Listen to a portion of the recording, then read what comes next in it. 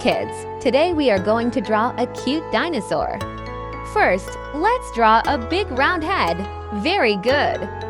Now add a long neck and a strong body. Well, it's looking like a real dinosaur already.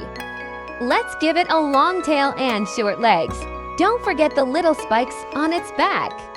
Finally, color it with your favorite bright colors, green, blue, or even pink. Amazing job, kids! Your dino looks super cute and strong. Keep practicing and have fun drawing.